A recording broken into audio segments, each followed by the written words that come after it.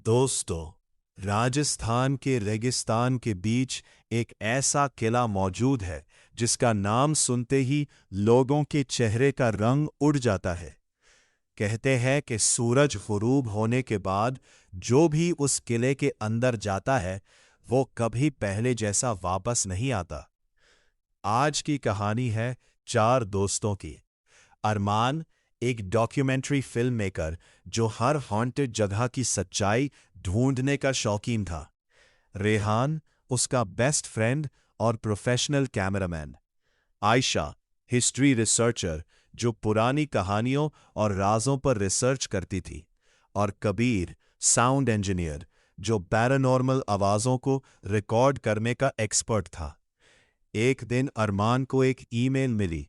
उस ईमेल में सिर्फ इतना लिखा था, अगर असली हॉरर देखना है तो भंगर फोर्ट में एक रात गुजारो, मगर पुरानी हवेली के नीचे वाली सुरंग कभी मत खोलना। नीचे कोई नाम नहीं था। अरमान मुस्कुराया और बोला, बस अगला प्रोजेक्ट मिल गया। 2 दिन बाद चारों राजस्थान के लिए निकल पड़े। शाम होने से पहले वो भंगर फोर्ट के गेट पर पहुंच गए। गेट के बाहर एक बूढ़ा चौकीदार बैठा था। उसने उन्हें देखते ही कहा, बेटा, सूरज ढलने में सिर्फ 1 घंटा बाकी है, अंदर मत जाना। अरमान हंसकर बोला, बाबा, हम सिर्फ डॉक्यूमेंट्री बना रहे हैं। बूढ़े ने गहरी सांस ली और धीरे से कहा, यहां डॉक्यूमेंट्री नहीं बनती, लोग कहानी बन जाते हैं। ये सुनकर आयशा कुछ पल के लिए खामोश हो गई, मगर अरमान ने किसी की बात ना सुनी। सब अपना कैमरा और इक्विपमेंट लेकर किले के अंदर दाखिल हो गए। अंदर हर तरफ सन्नाटा था। टूटी हुई दीवारें, पुरानी हवेलियां और हवा की सरसराहट। कबीर ने अचानक हेडफोन्स उतारकर कहा, गाइस, मेरे रिकॉर्डर में किसी और की सांस की आवाज आ रही है।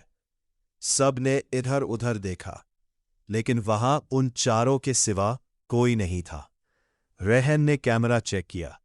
स्क्रीन पर कुछ सेकंड्स के लिए एक सफेद साया नजर आया, मगर जब उसने पीछे मुड़कर देखा, वहां कोई भी नहीं था। शाम का सूरज धीरे धीरे पहाड़ों के पीछे छुप रहा था, और जैसे ही आखिरी धूप किले की दीवारों से गायब हुई, किले का पुराना लोहे का दरवाजा धड़ाम अपने आप बंद हो गया। चारों एक दूसरे की तरफ देखने लगे, और उसी वक्त किले के अंधेरों से एक औरत की हल्की सी हांसी गूंज उठी। अब कोई बाहर नहीं जा सकता। अरमान फौरन गेट की तरफ भागा। उसने पूरी ताकत से दरवाजा धक्का दिया, लेकिन वो बिल्कुल भी नहीं हिला। रेहान ने घबराकर कहा, यह कैसे मुमकिन है? अभी कुछ देर पहले तो गेट खुला था। आयशा ने अपनी टॉर्च जलाई, धीमी आवाज में बोली, हमें घबराना नहीं चाहिए, शायद कोई और रास्ता हो। कबीर ने अपना ऑडियो रिकॉर्डर दोबारा ऑन किया। इस बार हेडफोन्स पहने ही उसका चेहरा सफेद पड़ गया। गाइस, कोई धीरे धीरे कह रहा है, वापस चले जाओ। सब ने रिकॉर्डर सुना, लेकिन उन्हें सिर्फ हवा की आवाज सुनाई दी। कबीर ने हैरानी से कहा, मैं झूठ नहीं बोल रहा, किसी की आवाज थी। चारों धीरे धीरे किले के अंदर बढ़ने लगे। टूटी हुई इमारतों के दरमियान चलते हुए उन्हें एक पुरानी हवेली नजर आई। दरवाजा आधा खुला हुआ था। जैसे ही वो अंदर गए, ठंडी हवा का झोंका पूरे कमरे में फैल गया। कमरे की दीवारों पर पुरानी तस्वीरें लगी हुई थी। एक तस्वीर पर आयशा की नजर टिक गई। उसने टॉर्च की रोशनी उस पर डाली। तस्वीर में 4 लोग खड़े थे, बिल्कुल उन्हीं की तरह। एक कैमरामैन, एक रिसर्चर, एक साउंड इंजीनियर और एक फिल्म मेकर। लेकिन तस्वीर के नीचे लिखी तारीख देखकर सबके होश उड़ गए। 1948। अरमान धीरे से बोला, ये हमारी तरह के लोग 78 साल पहले यहां कैसे आए थे? अचानक रेहान के कैमरा की स्क्रीन खुद ब खुद ऑन हो गई। उसने स्क्रीन देखी तो उसमें सब लोग नजर आ रहे थे, लेकिन स्क्रीन पर उनके पीछे एक सफेद लिबास में औरत खड़ी थी। रेहान ने फौरन पीछे मुड़कर देखा। वहां कोई नहीं था। जब उसने दोबारा कैमरा देखा, औरत स्क्रीन से गायब हो चुकी थी। सबकी सांसें तेज हो गई। तभी हवेली के ऊपर वाले कमरे से किसी के चलने की आवाज आई। थक थक थक, जैसे कोई नंगे पांव धीरे धीरे चल रहा हो। कबीर ने फुसफुसाकर कहा, हम यहां अकेले नहीं हैं। अरमान ने हिम्मत दिखाते हुए कहा, कैमरा चालू रखो। जो भी है, आज उसकी सच्चाई दुनिया के सामने लाएंगे। चारों सीढ़ियां चढ़ने लगे।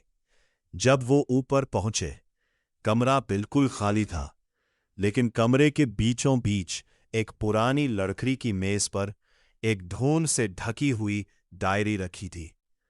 आयशा ने डायरी खोली। पहले कुछ सफ़े खाली थे। फिर अचानक एक सफ़े पर लिखा था, आज रात एक और मेहमान हमेशा के लिए यही रह जाएगा। नीचे खून जैसे लाल रंग से एक नाम लिखा हुआ था, कबीर। कबीर के हाथ से रिकॉर्डर जमीन पर गिर गया और उसी लम्हे कमरे का दरवाजा जोर से बंद हो गया। बाहर से किसी की धीमी हंसी सुनाई दी। अब खेल शुरू हुआ है। कमरे का दरवाजा जोर से बंद हो चुका था। अरमान ने पूरी ताकत से उसे खोलने की कोशिश की, लेकिन दरवाजा बिल्कुल नहीं हिला। कबीर का चेहरा पीला पड़ चुका था। उसके दिमाग में सिर्फ डायरी में लिखा अपना नाम घूम रहा था। आयशा ने डायरी के अगले सफ़े खोले। इस बार उस पर लिखा था, जब घड़ी में रात के 12 बजेंगे, पहला मेहमान गायब हो जाएगा। जैसे ही उसने ये जुमला पढ़ा, किले के बाहर से घड़ी की आवाज गूंजी, तान तान तान, 12 मरतबा। उस लम्हे कमरे का दरवाजा अपने आप खुल गया। सब ने एक दूसरे की तरफ देखा और बिना वक्त जाया किए बाहर निकल आए। लेकिन कबीर उनके साथ नहीं था। कबीर! अरमान जोर से चिल्लाया। पूरा किला उसकी आवाज से गूंज उठा, मगर जवाब में सिर्फ एक हल्की सी हंसी सुनाई दी। रेहान ने कैमरा की रिकॉर्डिंग देखी। वीडियो में साफ नजर आ रहा था कि जब सब बाहर निकल रहे थे, एक सफेद लिबास वाली औरत ने कबीर का हाथ पकड़ा और उसे अंधेरे रास्ते की तरफ ले गई। लेकिन उस वक्त किसी ने उस औरत को अपनी आंखों से नहीं देखा था। आयशा ने डायरी का आखिरी सफ़ा देखा। उस पर सिर्फ एक नक्शा बना हुआ था। नक्शे में किले के नीचे एक पुरानी सुरंग का निशान था और उसके नीचे लिखा था, जिसे ढूंढ रहे हो वो नीचे तुम्हारा इंतजार कर रहा है। तीनों ने टॉर्चेस उठाई और नक्शे के मुताबिक चलना शुरू किया। किले के एक कोने में टूटी हुई सीढ़ियां नीचे जमीन के अंदर जा रही थी। हवा और भी ठंडी होती जा रही थी। दीवारों पर पुराने निशान बने हुए थे, जैसे सदियों पहले किसी ने जल्दी में उन्हें बनाया हो। सुरंग के आखिर में एक बड़ा पत्थर का दरवाजा था। उस पर पुरानी जुबान में कुछ अल्फाज लिखे थे। आयशा ने धीरे से पढ़ने की कोशिश की। जो इस दरवाजे को खोलता है, वो अपनी तकदीर खुद लिखता है। इतने में दरवाजे के दूसरी तरफ से कबीर की आवाज आई, अरमान, मेरी मदद करो, मैं यही हूं। अरमान फौरन दरवाजे की तरफ दौड़ा, लेकिन आयशा ने उसका हाथ पकड़ लिया। रुको, मुझे नहीं लगता ये कबीर है। फिर दोबारा वही आवाज आई, इस बार और भी कमजोर, प्लीज मुझे यहां से निकालो।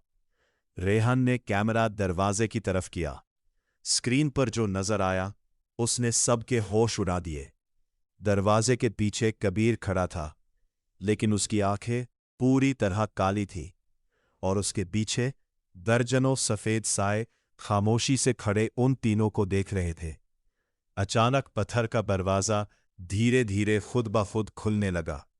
अंदर से बर्फ जैसी ठंडी हवा निकली और एक गहरी खौफनाक आवाज गूंजी, एक और रूह हमारे साथ हमेशा के लिए।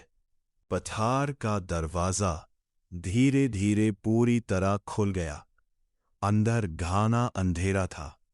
सिर्फ टॉर्चेस की हल्की सी रोशनी जमीन पर पड़ रही थी। अरमान, रेहान और आयशा संभालते हुए सुरंग के अंदर गए। जैसे ही वो आगे बढ़े, उन्होंने देखा कि सुरंग के बीच एक बहुत बड़ा पुराना हॉल था। हॉल की दीवारों पर सदियों पुरानी तस्वीरें बनी हुई थी। हर तस्वीर में वो लोग दिख रहे थे जो कभी भांगड़ आए लेकिन कभी वापस नहीं गए। हॉल के बिल्कुल बीच एक पत्थर का तख्त था। उस तख्त के पास कबीर घुटनों के बाल बैठा था। उसकी आंखें अब भी पूरी तरह सिया थी। अरमान उसकी तरफ भागा, लेकिन अचानक कबीर ने अपना सर उठाया और एक अजीब मुस्कुराहट के साथ बोला, मैं कबीर नहीं हूं। उसकी आवाज एक साथ कई लोगों की लग रही थी। अचानक पूरे हॉल में सफेद साए दिखाई देने लगे। दर्जनों रूहें धीरे धीरे उन तीनों की तरफ बढ़ने लगी। आयशा ने घबराकर डायरी निकाली। डायरी के आखिरी पन्ने पर एक और जुमला उभर आया जो पहले वहां नहीं था। श्राप को तोड़ने के लिए सच को आजाद करना होगा। उसी वक्त रेहान की नजर हॉल के कोने में रखे एक पुराने शीशे पर पड़ी। शीशे में एक जवान राजकुमारी का अक्स नजर आ रहा था, लेकिन जब उसने पीछे मुड़कर देखा, वहां कोई नहीं था। राजकुमारी की रूह धीरे से बोली, हम कायद हैं, हमें आजाद करो। आयशा को दीवार पर एक पुरानी लोहे की जंजीर नजर आई जिस पर अजीब सी मोहर लगी हुई थी। उसने डायरी की मदद से महर को तोड़ दिया। जैसे ही महर टूटी, पूरा हॉल जोर जोर से हिलने लगा। सफेद साए एक एक करके हवा में घुलने लगे। कबीर जमीन पर गिर गया और बेहोश हो गया, लेकिन उसी लम्हे एक बहुत ही खौफनाक सियाह साया हॉल के अंधेरे से बाहर निकला। उसकी लाल आंखें सीधा अरमान की तरफ देख रही थी। वो गरजा, एक श्राप खत्म हुआ है, लेकिन मैं अब भी जिंदा हूं। पूरा किला कांप उठा। चारों दोस्त कबीर को संभालते हुए सुरंग से भागे। जैसे ही वो किले के बाहर निकले, सुबह की पहली धूप निकल चुकी थी। गेट अब खुला हुआ था। बाहर वही बूढ़ा चौकीदार खड़ा था। उसने सिर्फ इतना कहा, तुम लोग जिंदा वापस आ गए।